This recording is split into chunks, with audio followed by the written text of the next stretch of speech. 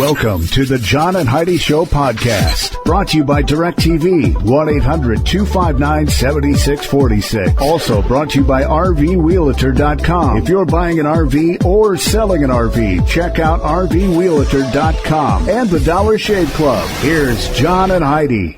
Thank you so much for listening to the John and Heidi Show on a Tuesday. Hey, baby, how you doing? Hey, super. How are you? Good, really good. I'm glad you're here. I always enjoy Tuesdays because we pick up the phone and call my father-in-law, and we learn a little something about a little something. So we're going to be calling your daddy later for Tuesdays with Charlie. But before we get to that, you ready to learn something? I am ready. How about I'm going to share this little deal right here. There's an interesting story for you. Rocco, a beagle who strayed from New York City 5 years ago, has been found 850 miles away in Georgia. Wow. Recently reunited with his owners. Huh. So that dog either walked, because it's like 850 miles. So either maybe somebody had picked him up and taken him to their house. I mean, it's been 5 years, and maybe he just ran away from somebody else's yard when they happened to come across him. Could be. 850 miles. That's a long ways. That's like 6,000 miles in dog miles.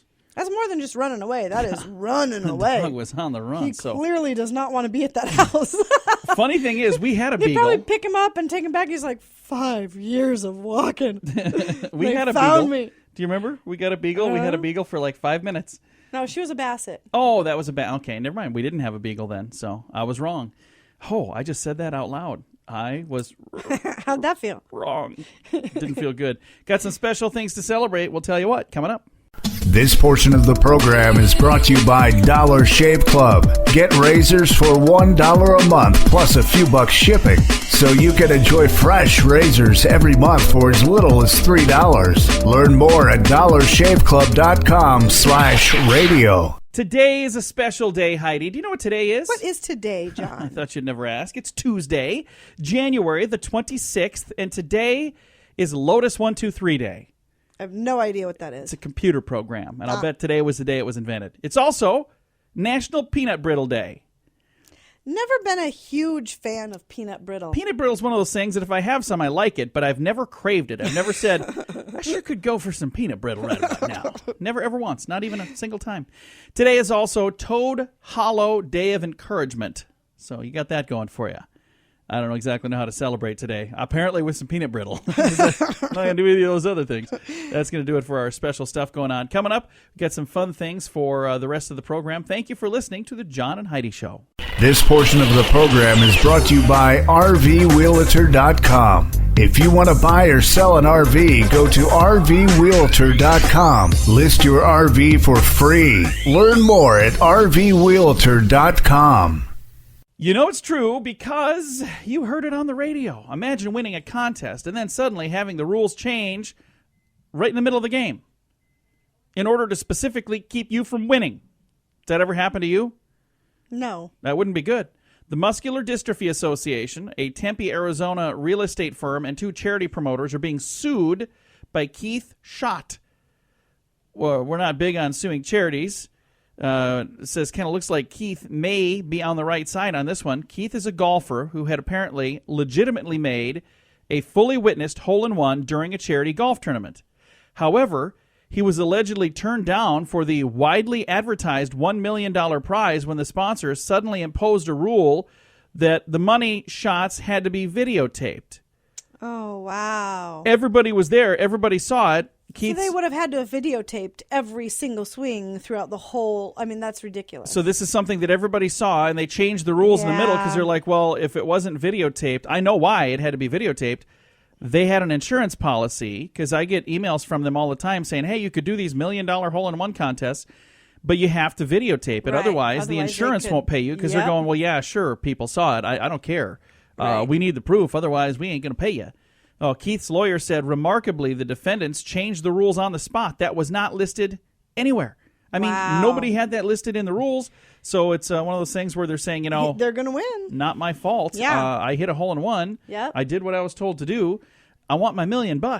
Absolutely, and rightfully so. You know, that's really sad. It's sad that he had to sue a charity because that's a great charity as well. Yep. And this was in Tempe, Arizona. So, Keith, I wish you the very best. I hope it goes well. And like I said, I can't imagine ever being on the other side of a, a case where they're suing a charity. Usually I'd be on the charity Right. side all the time, but they did do something kind of knuckleheaded there. Yeah, usually you would want to see somebody that's evil and horrible and does wrong things all the time getting sued. Those are the people that should exactly. be. Yeah. I agree.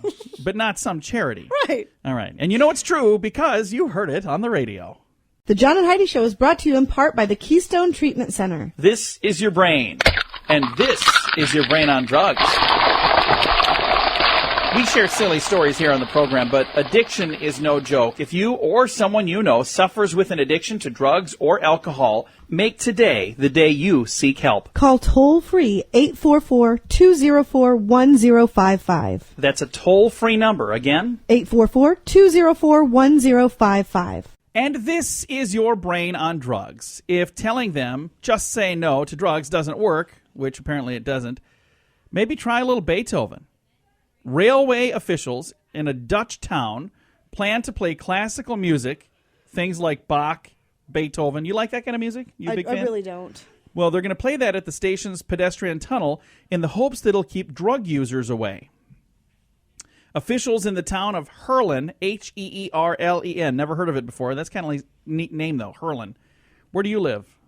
I'm Dutch. I live in Heerlen. Okay, anyway. They're going to first carry out tests on music by various composers to discover which classical composer irritates the junkies the most. So they don't know right now if it's going to be Beethoven or Bach or who it's going to be, but they're working on finding out what they can do to play classical music to class the place up a bit and get rid of all the junkies that are dealing drugs and doing drugs in their tunnel. So sounds like a fascinating idea. I don't know why that would work. Because they don't want to hang around and hear all that music. They're like, come on, turn it down. I'm trying to do a drug deal over here. Get this Bach out of here. I don't know why that would work. I don't know. I guess we'll see. They're Dutch. I don't know. It's not my rules. There you go. All I know is we've got your moment of duh coming up. This portion of the program is brought to you by Keystone Treatment Center. Addiction is no laughing matter. Call Keystone Treatment Center toll-free at 1-844-204-1055. I may have found the mom of the year, at least for my list, for the moment of duh. According to a New Jersey, Jersey City, New Jersey, 36-year-old Rosaline Walker sat at one screen in a movie Cineplex with her boyfriend while her 11-year-old son watched the longer Harry Potter film at another screen. That's okay so far. But after her movie ended, she got tired of waiting for her son and went home with the boyfriend to New York City. Whoa! Yeah, when police called her the next morning to come pick up her son, she demanded that they drive him home. After officers ordered her immediately get to this station, she showed up in a bad mood, threatening a lawsuit for her inconvenience, wound up being charged with assaulting an officer in addition to endangering a child's welfare. Oh, my gosh. Yeah, she had her Lock her 11-year-old up. son. Now, it's one thing to, we're going to go to this movie, you go to that one, and they just didn't want to wait. Just leave him there and say, Yeah. no, I'm not going to pick him up. It's You not bring like- him here. And it wasn't even, oh, man, we Wow. forgot him. She said, I just didn't want to wait. I didn't want to hang around while he was watching his Harry Potter. So apparently this is a while ago. Harry Potter hasn't been in theaters in a while, has it? I don't believe so. I don't think so either. I haven't been to that. Anyway, there's your moment of duh. Coming up, your Wow. scoop of the day. Takes all kinds. Yes, it does. The Scoop of the Day is brought to you by Wells Blue Bunny. If you want delicious ice cream, be sure to look for the Blue Bunny. Sure to have your favorite flavors. Learn more at bluebunny.com. Now, your scoop of the day. Living in a historic neighborhood of Boston requires some deep pockets, Heidi. If you also want to park your car there, you better shell out some serious change. ABC News reports a parking spot in the Brimmer Street garage, located in the city's historic Beacon Hill neighborhood. Again, this is in Boston. A parking spot was listed for $650,000. Huh. Parking is so scarce in this area. Last year, 2 homes with listing prices in the $5 million range did not include any parking spaces. That's insane. So I wouldn't want to live anywhere like that. No, for $5 million, you got a nice home, but you can't park here. You can't get there. Why in the world would you buy a house you can't park in front of? Yeah, that's This is insane. nuts. Hey, a Texas man has stabbed his roommate to death. Guess why? Why? Because he ate the last piece of fried chicken. Well, he had Yeah. it coming. I mean, he clearly made up his mind. A New York man is building his own sovereign nation called Zakistan on a remote piece of land in Utah. So there you go. Zakistan. I'm assuming his name is Zach. Have we talked Zakistan? about this before? No. Because you needed like a passport. That's to a get guy in that's and already out. done it. That guy's in Nevada. This dude's doing it in Utah, so there you go. He's going to have his own country. Is he exempt from taxes? I doubt it. He'll probably be in prison by the end of the year, so I don't know how any of that stuff works. Hey, a longtime Alabama educator who won Teacher of the Year honors resigned when her frustration boiled over after being informed that she lacks the state's qualifications to teach 5th grade. So she was Teacher of the Year. And then later they say, well, you don't have the qualifications. Anne Marie Corgel resigned from Birmingham City School after 21 years of teaching grades 1 through 6. She says, I have no answers as to why this is a problem now. Instead of paying more fees and taking more tests, proving once again that I'm qualified to teach, I'm just going to resign. Yeah. So there you go. That's unfortunate. It is. A survey of drivers has revealed the best foods to eat while driving. Insure.com says they have this online survey of drivers. They found motorists most prefer to eat while they're behind the wheel candy bars. Next on the list, French fries. Then potato chips. And finally, chicken nuggets. Not making the list, spaghetti and soup. And no, they're hard to eat while driving. Unless you're driving. She's making fun of me because I didn't eat soup, but I had to. We were leaving one day, and I had just made some eggs, and they were scrambled eggs, and I threw them in a little paper bowl to go. I was driving down the road, and I would eat some eggs every once in a while. I have like, seen you eating soup while driving as well, so don't even that. Pretend. When have I eaten soup? I don't think that's happened. Just the other day, we had to go and get gas in the car. I wasn't eating. No, I just slurped a little bit. Yeah, I was like, drive the vehicle. Moving on. New Mexico. They've ordered 500 talking urinal cakes to help fight drunk driving. I'm not making this up. Men making pit stops will hear a female voice say, hey there, big guy, having a few drinks? And the talking urinal then says, hey, it's time to call a cab or maybe ask a sober friend for a ride home. Oh, my gosh. So why just in the men's room? Probably because the ladies don't have urinal cakes, guessing. Officials note men are 3 times more likely to be busted for DUIs than women. The talking urinal cakes cost $21 each. They last for about 3 months. So there you go. Simple ways to have a happier marriage says... Wait. Let's go back to the urinal cakes. Okay.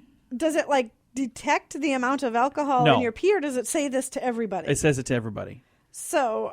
Anybody that's in there is just... They're assuming that you're all drunk. Everyone's trash. Apparently. A couple simple ways to have a happier marriage. Touch while sleeping. In a study from the University of Hertfordshire, 94% of couples who touch while sleeping said they were happier. For example, couples who are hands off, arms and legs, stay away, they're not as happy. So it says 68% are happy, people who don't touch. Every once in a while, we'll touch. Every once in a while, accidentally. Only if the dogs are in the way or something. It's just because you push me away.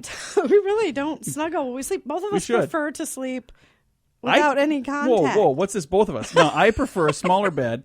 I'd like a small bed where we do snuggle, and you keep buying big beds because you're like, get the heck away from me, you big old fat slob. So I am not. Banished to my side of the bed. When something's on me. What are you saying over there? I just can't sleep that way. Let's move on. Our strange law. We're married, by the way. For those of you listening, I always want to make sure I share, in case there's a new listener going, wow, these guys really get to know each other. A strange law. In Jonesboro, Georgia, it is illegal to say, oh, boy. It is illegal to say, oh, boy. They could not have filmed Quantum Leap there. He said that in every episode. Beginning of every episode. All right, that's a strange law. This has been your Scoop of the Day. This portion of the program is brought to you by RoughToughKennels.com. Dog kennels and accessories sent to your front door wherever you live. Your dog deserves it. Learn more at RoughToughKennels.com. And it's time right now for my favorite program, something we do every Tuesday just because we can. We pick up the phone and we call my father-in-law for a little segment we like to call Tuesdays with Charlie. How you doing, Charlie? I'm doing great. Did you bring me any spam?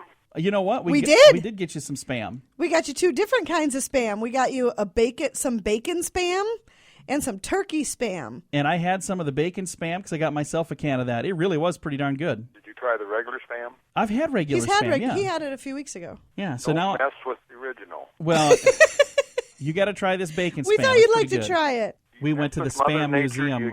The museum is closed right now, Charlie, but the gift shop was open, so we'll have to go to the museum when they open this spring. And we got you a spam cookbook. Oh. You're set, my friend. Now you're talking. Exactly. So what kind of stuff we can learn about today, Charlie? Okay, let's start off with some just quick, simple stuff here. All right. Did you know that your eyeballs are 3.5% salt? Oh. I did not. I didn't. Well, now you know. Huh. Hey, it's Chinese checkerboard. Has 121 holes. I didn't know that either. I didn't know that either. That's why you listen to me, so you learn stuff. 121. You'd think it'd be an Yeah. even number. I suppose that one in the middle is the one that makes it odd. Probably. Hey, then you know that some kids in Texas have the longest school bus ride at 179 miles round trip. Wow. That's Where were a they long going? ride. To school. Every day they had that? Yeah. Oh, holy cow. I think I'd quit school. I bet you they don't have a bathroom on that bus. I bet they do. They'd have to. They just stop at a fence post every once in a while. Well, it'd be almost 90 miles round trip, or one way. They'd have to. For all those little kids, they'd have to. But better bring them a can with them. I'd have my own can. Hey, then did you know that the Tokyo Zoo closes down for 2 months every year to give them animals a little break from the people? I wouldn't doubt that. That's a good idea because people can be mean to those little animals. The animals say, "Whoa, thank God it's vacation." I've been to the zoo and I've seen people picking on the animals. I'm like, leave the animals alone. They're stuck in the zoo already. It's bad enough they're stuck here. Got to entertain them. Yeah, it would be boring to be in a zoo. Well, I just don't like it when they're banging on the glass. It says right on the thing, don't pound on the glass. There's kids pounding on the glass. Hey, do you know what they call a hurricane in Australia? What? A hurricane? No, a willy willy. A willy willy. Willy willy. I like the sounds of that better. Willy willy Katrina instead of Hurricane Katrina. The average life of a dollar bill is 2 years. No kidding. Oh. You'd think they'd last longer than that. Well, I suppose they're just paper. 3,000 folds to wear a dollar bill out. Huh. That's crazy. Hey, then you know my old buddy Gene Simmons. Oh, know yeah. him? I like that guy. Do you? Do you ever watch his show? No. I've met him a couple times, but I've never watched his show. You idiot. It's a great show. Okay. Did you know that he earned a BA in education and speaks 4 languages? I did not know not. that. I would have never guessed I that. would have never guessed that. Very intelligent man. Yeah? Yeah. Hey, then I got a little joke here for you. Okay. I remember the last thing he said to me before he kicked the What's bucket. that? Hey, how far do you think I can kick this bucket?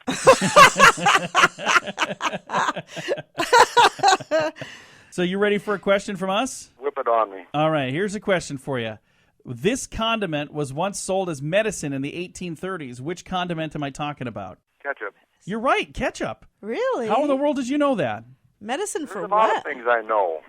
There are a lot of things that you know. He just guessed a condiment. That's the first one that came to his head. Oh, He's probably eating ketchup right now, right out of the bottle.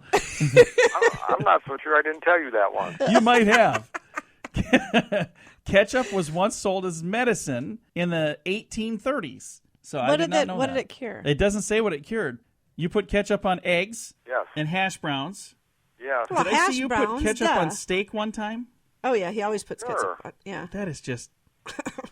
Well, that's why you know. So what is it? What is it a medicine for, Charlie? Do you know? No, I don't. Me neither. Doesn't say on here. Well, thank you so much for chatting with us. It's always fun to talk. We'll do it again next week. Yes, we will. We'll have to get together one of these days and let you try some bacon spam. I bet that's good. It really is, honestly. When I was cooking it, Heidi said it smells just like bacon. It does smell like bacon. I didn't taste it, but it smelled like bacon. It tasted just like it, too. Well, not just like it, but very similar. Might as well just eat bacon. There you go. Well, we'll talk to you next week, Bye, Charlie. Daddy. Bye, Fluff. Bye, John. Bye-bye. My father-in-law right there. We talk to him every Tuesday just because we can with a little program we like to call Tuesdays with Charlie. This portion of the program is brought to you by CarsForSale.com. If you're in the market to buy a car, truck, or van, find thousands of vehicles to choose from at CarsForSale.com. Fun fact for you, Heidi. What's that, John? Who was the first U.S. president inaugurated in American-made clothing? Fun fact. James Madison was. Yeah, he was the first U.S. president inaugurated in American-made clothing. Before that, we didn't have any clothing that was made in America. So the first, let's see, James Madison was he our fourth or fifth president? The first few each had to have they were inaugurated in clothing that was made from another country. Huh. I wonder if Probably that is England, I would assume. I wonder if that's the case today. When they get inaugurated, does it matter which country? Which country are you wearing? Yeah. I've never really What country are you in? I've never really asked. I've never really paid any attention to that. But Now you know. So if you have a big old, trivia question, just remember James Madison was the first U.S. president inaugurated in American-made clothing. Fun fact for you, Heidi. What's that, John? Patrick Henry had a total of 17 children. He had the distinction of being elected the first governor of Virginia. So there you go. Huh. He had 17 kids. That's a lot of kids. He said, give me liberty or give me... children. No.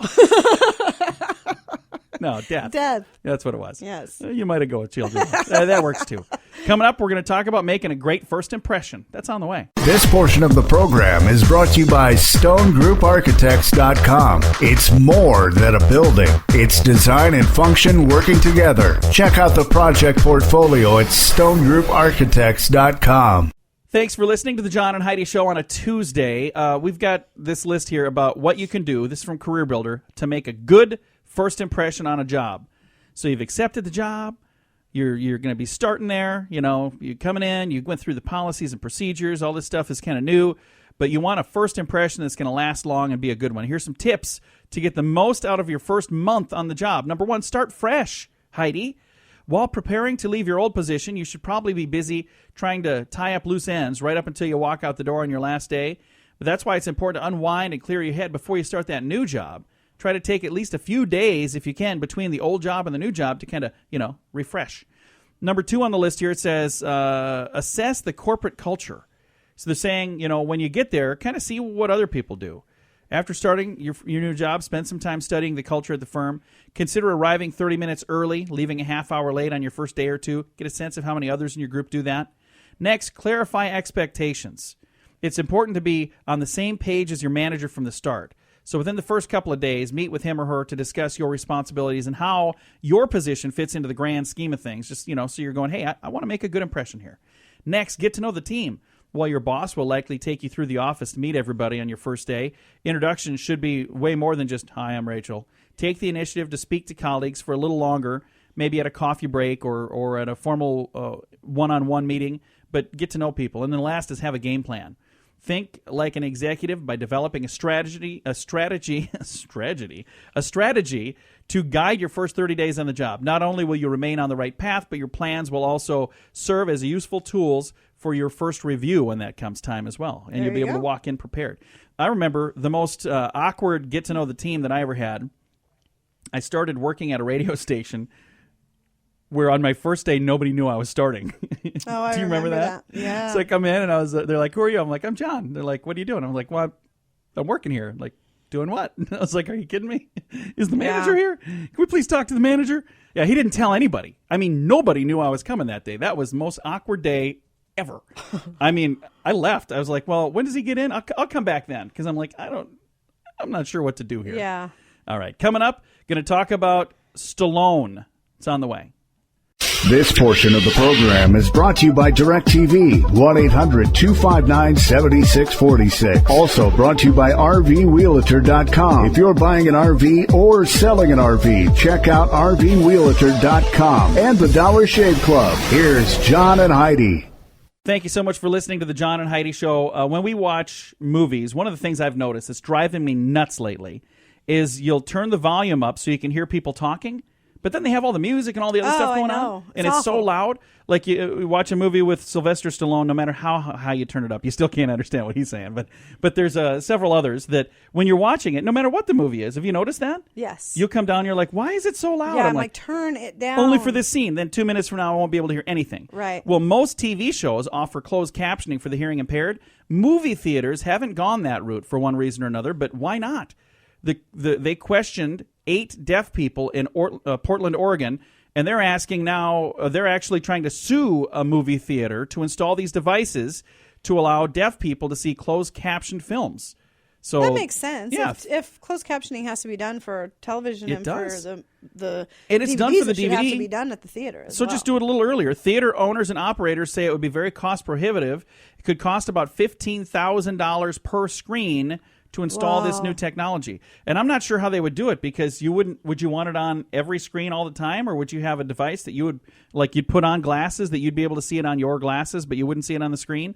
I don't know exactly what would happen, but maybe that's the way they do it. I have no clue. Yeah, all I can say is, at least now I know. Now I know that's a thing. I didn't even know it was a thing. Coming up in a bit, we've got something else. I don't know. Something from a university. Some smart people did something smart. It's on the way. This portion of the program is brought to you by GunUp.com. If you're a gun lover, you'll be in heaven at GunUp.com. Built by experienced military veterans, shooting sports competitors, and publishing professionals. They have awesome stories and articles that are read by millions of gun enthusiasts. Check it out at GunUp.com. Coming soon, a machine that will not only wash your clothing, but will trim your figure as well. Oh, nice. Need to get in shape, but can't afford one of those expensive memberships to a gym? Maybe you need to wash your clothes, and you can't afford one of those expensive washing machines? Well, the University of Australia has just put a product together for you. 2 RMIT University students, these are smart folks, they've unveiled a pedal-powered washing machine that could be used by women in developing countries, and of course, any country, but they're saying because they're so affordable. And the washing machine does not require electricity or water. It's simply simple design also means it could be built extremely cheap. So this washing machine is a thing that you would pedal, and it would be pedal powered. But if it doesn't use water, how does it clean your clothing?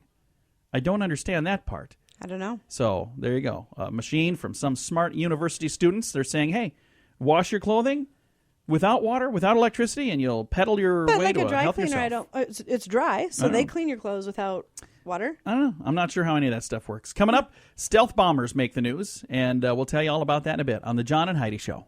This portion of the program is brought to you by Dollar Shave Club. You can get razors sent to your door each month for just $1, plus a couple of bucks shipping. It's an amazing deal. Log on to dollarshaveclub.com/radio to learn more. That's dollarshaveclub.com/radio. Now, back to the John and Heidi Show podcast. I think we should get a stealth bomber, Heidi.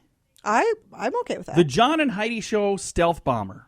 Probably not. But a stealth bomber pilot saved by Walmart. That's the headline. The B-2 stealth bombers cost about $1 billion each. Oh, guess that's not in the budget for the show. Yeah. Not going to happen. They're among the most expensive bombers in the world, but our pilots wouldn't be able to fly long missions in them if the jets were not equipped with chairs from Walmart. According to reports from London, our pilots had to fly 30-hour missions during the Kosovo bombings, and that wouldn't have been possible without an $8.88 lawn chair. They put them in the planes. It allowed the pilots and co-pilots to take turns napping. The chairs fit right behind the seats, and they kept the pilots from feeling the massive vibrations from the floor. So when they were taking a nap, instead of it vibrating, they were laying in basically a cot. Right. So the vibrations didn't come to them. That's nice. Yeah, so $8.88 from Walmart, the real American hero. Very cool. That's really kind of a cool thing. So never really thought about that before, but I guess, you got to do something like that.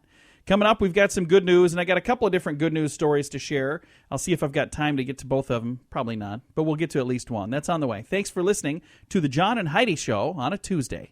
This portion of the program is brought to you by DirecTV. Call 1-800-259-7646. They have hundreds of channels to choose from, with many packages to fit your viewing desires. Learn more at 1-800-259-7646.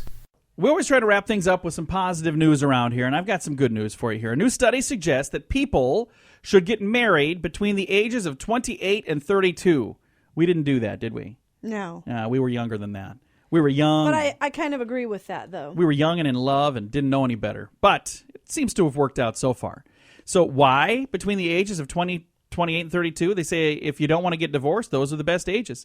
At least the first 5 years. It says according to Time, I believe the magazine. They never put magazine. I'm just assuming is it a magazine. Yeah, it Either is. that or it's just the Time. Because that's a band as well. I don't think it's them. I think it's the magazine. The study was published by the Generally Pro-Marriage Institute of Family Studies. They suggest that people who get married between the ages of 28 and 32 split up the least amount in the ensuing years. Researchers found a sort of upside-down bell curve. They said the odds of divorce decline as you age from your teen years through your late 20s and early 30s. Thereafter, the chances of divorce go back up again when you move into your late 30s and early 40s. So saying if you get married... I actually agree with that because when you're young, you're You don't know immature, any- you expect yeah. everything to go your way. You don't know anything. When you are in that, perfect time frame that they're talking about, 28 getting to 32. married, you know that you have to compromise. Anything beyond that, once you've been living alone for so long, you're already set in your ways. And you're like, yeah. You're not willing to compromise. I am not putting the lid down. Right. Right. So I can see that. I agree with this study. And you and I... We had already both been divorced once, which is why ours worked out. You know, we had already went learned through what all not that. to do. we had our list of... It was kind of funny. Our first date, if there was anybody sitting next to us in a booth, they had to think that was the weirdest date ever. Because our first date, there was like a list of demands at each one of us. We're like, okay, here's the thing. If we're going to go on anything beyond this date, you need to understand this about me. And, but you know what? Honestly... That was the best thing. I think so, too. Yeah. I remember we were having nachos at our Almost first date. 16 Remember that? years. We shared a plate of nachos. I remember. That was kind of funny. I don't know why I remember the nachos, but I'm not even really a nachos guy. We'll have to go out for nachos one of these days now. But they're saying if you want to get married and have it last for a long, long, long, long time, between the ages of 28 and 32. Now, here's the thing I'm going to throw in there. It doesn't matter how old you are. Just do all the same things that they're saying lead to that. So if you're already older than that, it's all right. If you're younger than that, it's all right. But just make sure you think about it first. Time to say goodbye, Heidi. Goodbye, Heidi. Goodbye, everybody. Have a great day. Thanks for listening to the John and Heidi Show on a Tuesday. Time now for the bonus break. Only available here on the John and Heidi Show podcast. And the bonus break is brought to you by the Dollar Shave Club. You can learn more at dollarshaveclub.com/radio. When you get there, you'll see that razors can be delivered to your door for as little as $3 a month. That is not a typo. That is absolutely correct. It's a great deal. It's a great deal. It $3 is. a month, they'll bring them right to you. So check it out, dollarshaveclub.com/radio. All right. Stress is a killer for both the body and the brain, Heidi. Over time, chronic stress can contribute to a host of negative health outcomes, including heart disease, depression, diabetes, and obesity. Now, new research shows high stress levels late in life can also contribute significantly to the development of Alzheimer's. That's not good. Oh. A recent report... Well, at least you'd forget about the stress. No, that's true.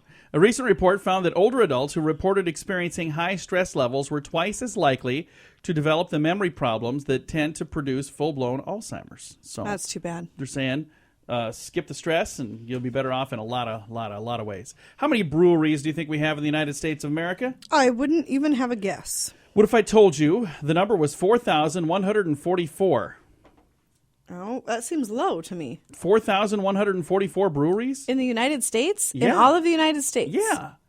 If I were going to guess... because you're talking microbrewers Yeah. and everything. That seems low to me. See, if I were going to guess, I would have guessed like 1,500. But no, the answer is 4,144. Huh. According to historians, the previous high number was set in 1873 when there were 4,131, and they had a decline all the way up until last year because they got all these microbrews popping up. Back in the day, they had microbrews that all turned into, not all of them, but a lot of them turned into the actual brews that we know. Yeah, no one loves that.